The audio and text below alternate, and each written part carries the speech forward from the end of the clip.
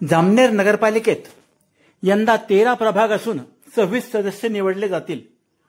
प्रभाग रचना प्रसिद्ध झाली असून बुधवारी 8 ऑक्टोबरला प्रभागनिहाय आरक्षण सोडत नगरपालिका कार्यालयात दुपारी 12 वाजता काढली जाणार आहे।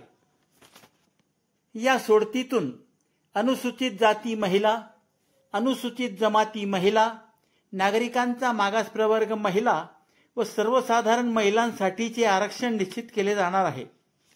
आरक्षण निघाल्यानंतर इच्छुक उमेदवारांना कळून चुकेल की कोणत्या प्रभागातून कोण निवडणूक लढवू शकेल।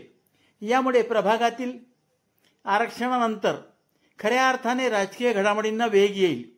याचबरोबर बुधवारी 8 रोजी जामनेर पालिकेकडून प्रभागनिहाय मतदार याद्या देखील प्रसिद्ध केल्या जाणार आहेत।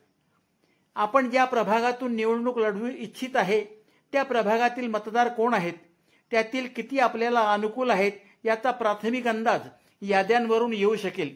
यासाठीच यादी प्रसिद्धीची सर्वांना उत्सुकता होती।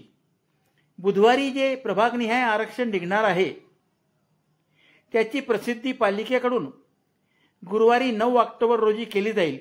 या आरक्षणावर 14 ऑक्टोबरपर्यंत हरकती व सूचना सादर करता येतील। या हरकती मुख्याधिकारी यांच्याकडे सादर कराव्या लागतील। एकूणच काय तर नगरपालिका निवडणुकीच्या रणधुमाळीला सुरुवात होणार आहे। यासाठी सर्वच राजकीय पक्षांमध्ये उत्सुकता निर्माण झाली आहे।